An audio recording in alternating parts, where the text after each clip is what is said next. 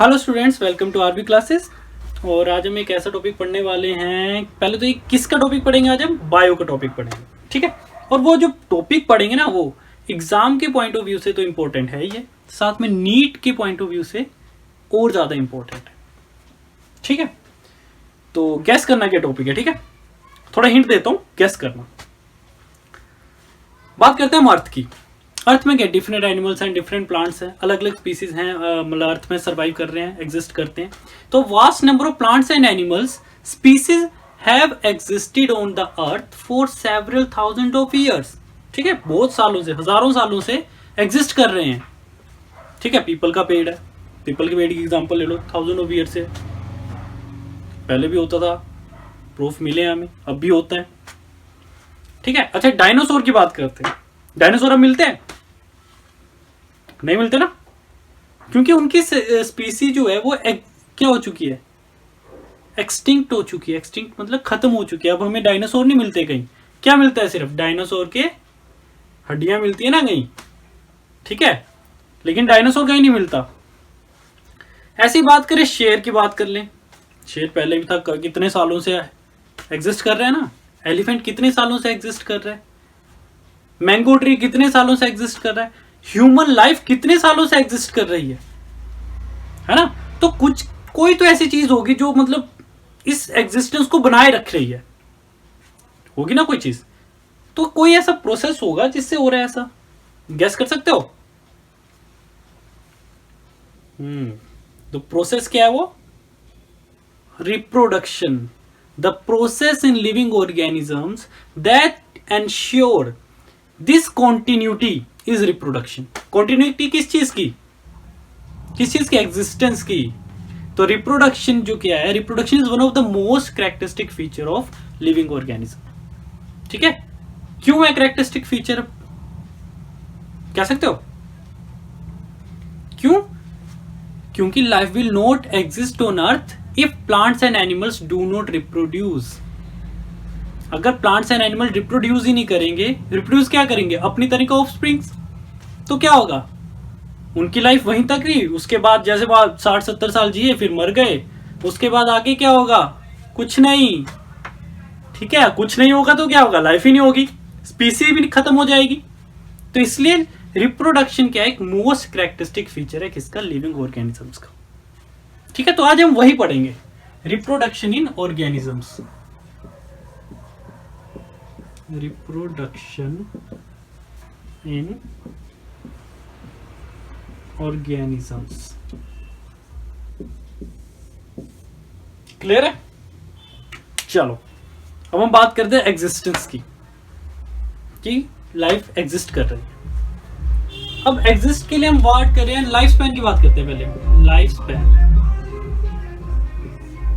ठीक है। आपके एनसीईआरटी में पहला ही जो टॉपिक है, थोड़ा सा मतलब इंट्रोडक्शन में, उसमें लाइफ स्पैन। क्या होता है लाइफ स्पैन? कि कितना कोई स्पीसीज सरवाइव करते हैं एक पर्टिकुलर टाइम में, ठीक है। वही एक क्या हो गया लाइफ स्पैन। टाइम कौन सा है? बर्थ से लेके बर्थ टू नेचुरल डेथ।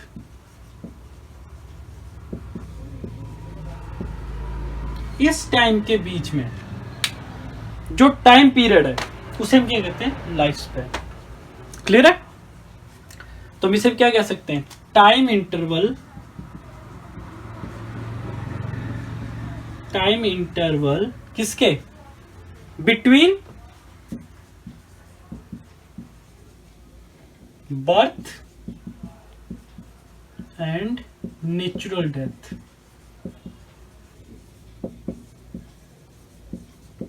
वो क्या होगा? वो उसका क्या होगा? लाइफ स्पैन होगा, ठीक है। नेचुरल डेथ होनी चाहिए, नेचुरल डेथ की बात करेंगे हम, ठीक है। नेचुरल डेथ वो उसका पर्टिकुलर टाइम बताती है कि कितनी टाइम तक एक स्पीसीज सरवाइव करती है, ठीक है। पूरी स्पीसीज की बात नहीं कर रहे हैं, क्योंकि वो तो थाउजेंड ऑफ ईयर से कर रही है। हम करें एक पर्टिकुलर, अगर हम इसका ऑर्गेनिज्म ले लें, उसकी बात कर रहे हैं। जैसे क्रो की बात कर लें हम, ठीक है। क्रो का जो लाइफ स्पैन है वो कितना है? 15 ईयर्स तक मैक्सिमम है, ठीक है। एक्सेप्शन हो सकती है, बट वैसे 15 ईयर्स तक है इसका लाइफ स्पैन, ठीक है। एलिफेंट कितना कर लेगा?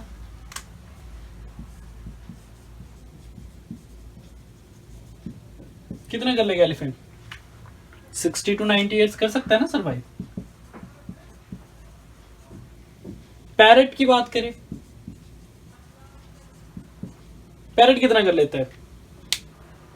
पैरेट कर लेता है 140 ईयर्स। आप बोलोगे तो इतना छोटा सा इतने लाइफ स्पैन कैसे कर लिया? एलिफेंट इतना बड़ा है, वो तो 60-70 साल में लुढ़क गया, हो सकता है ना सर। तो लाइफ स्पैन में वो डिपेंड साइज पे नहीं करेगा।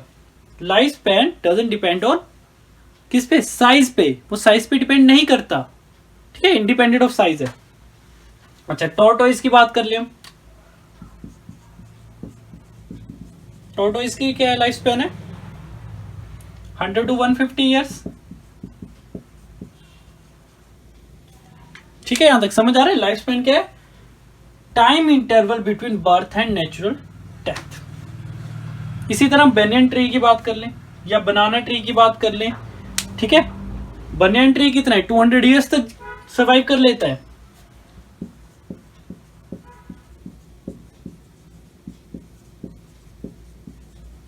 देखा है ना बनियन ट्री, बरगद के पेड़ कितने बड़े बड़े होते हैं।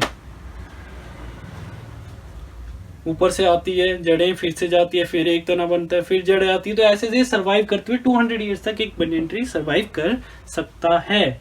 तो ये चीज 200 ईयर्स क्या है? इसका लाइफ स्पैन है, ठीक है। लाइफ स्पैन हमारा जो है वो कब से कब तक हो सकता है? फ्यू आवर्स से लेके सेवरल ईयर्स या हंड्रेड्स ऑफ ईयर्स तक हमारा लाइफ स्पैन हो सकता है किसी एक ऑर्गेनिज्म स्पीसी का, ठीक है। तो कितना लाइफ स्पैन?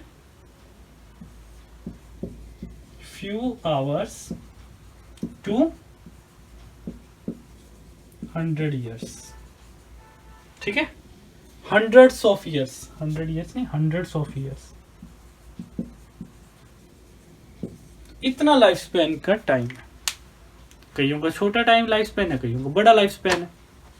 तो ये हमने पढ़ा अभी यहाँ पे, जैसे एलिफेंट का 60 to 90, parrot 140, turtle 100 to 150 years, banyan tree 200 to 300 years तक भी ये सरवाइव करते हैं, ठीक है। तो ये सब लाइफ स्पैन के बारे में।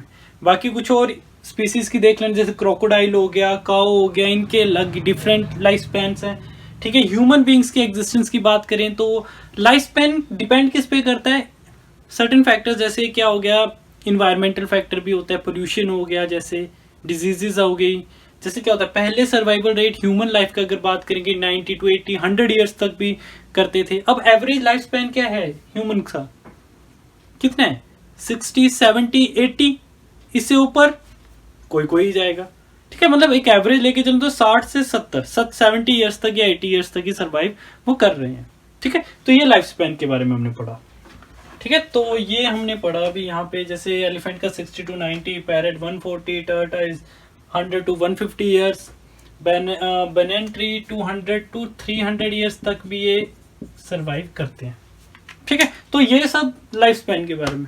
बाकी कुछ और स्पीसीज की देख लें, जैसे क्रोकोडाइल हो गया, काऊ हो गया, इनके अलग डिफरेंट लाइफ स्पैन्स हैं, ठीक है। ह्यूमन बींग्स के एग्जिस्टेंस की बात करें तो लाइफ स्पैन डिपेंड किस पे करता है? सर्टेन फैक्टर्स, जैसे क्या हो गया, इन्वायरमेंटल फैक्टर भी होता है, पोल्यूशन हो गया, जैसे डिजीजेस हो गई। जैसे क्या होता है, पहले सर्वाइवल रेट ह्यूमन लाइफ का अगर बात करेंगे 90 to 80, 100 ईयर्स तक भी करते थे। अब एवरेज लाइफ स्पैन क्या है ह्यूमन का? कितना है? 60, 70, 80, इससे ऊपर कोई कोई जाएगा, ठीक है। मतलब एक एवरेज लेके चलो तो 60 से 70 ईयर्स तक या 80 ईयर्स तक ही सर्वाइव वो कर रहे हैं, ठीक है। तो ये लाइफ स्पैन के बारे में हमने पढ़ा।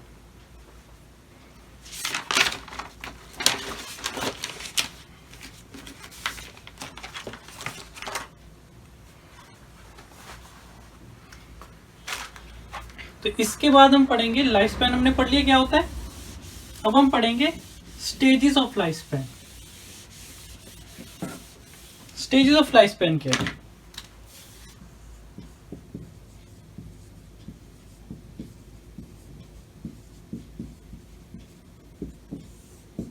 ठीक है जी, बात करते हैं स्टेजेस की। तो फर्स्ट स्टेज क्या होती है लाइफ स्पैन की? First stage is birth stage, ठीक है, जब इंडिविजुअल आ रहा है, ठीक है, मतलब कि लाइफ उसकी स्टार्ट हो रही है। सेकंड बात करते हैं उसकी जुवेनाइल स्टेज। ठीक है। जुवेनाइल फेज कौन सा है उसका, या जुवेनाइल स्टेज बोल सकते हैं, फेज भी बोल सकते हैं, ठीक है। ये बर्थ के बाद वो 1-2 साल का हो गया तो उसकी जुवेनाइल स्टेज स्टार्ट हो जाती है, ठीक है। फिर आती है उसकी रिप्रोडक्टिव फेज,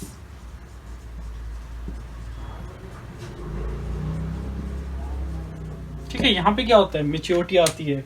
एडोलसेंस के पीरियड में क्या होता है, रिप्रोडक्टिव ऑर्गन्स एक्टिवेट हो जाते हैं ना, हॉर्मोन्स एक्टिवेट हो जाते हैं, तो वो फेज है हमारा रिप्रोडक्शन का फेज, रिप्रोडक्टिव फेज, जिसमें वो क्या करेगा, अपनी तरह के ऑर्गेनिज्म रिप्रोड्यूस करेगा। देन आती है सेनेसेंस फेज, ठीक है। इसमें क्या होगा, नॉन रिप्रोडक्टिव फेज, इसमें रिप्रोडक्शन नहीं करता, ये मतलब ओल्ड एज की बात कर रहे हैं हम, ठीक है। उसके बाद 5th स्टेज है, वो है डेथ। तो ये यहां से लेके यहां तक ये है life span of an organism,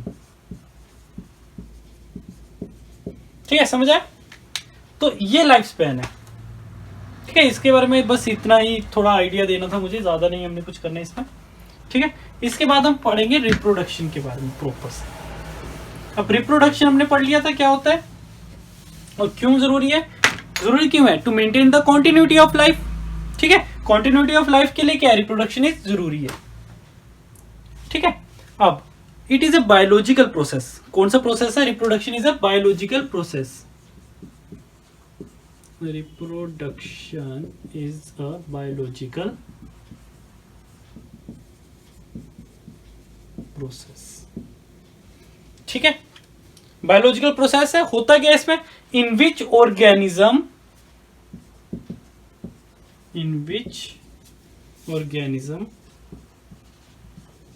क्या करता है organism, gives rise to young ones, ठीक है, जिसे हम ऑफस्प्रिंग भी कहते हैं, ठीक है। Similar to itself,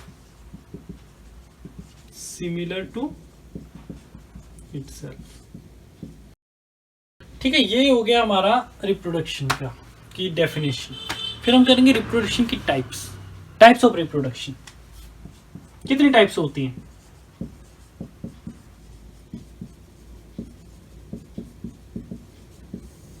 types of reproduction बताओ, चलो।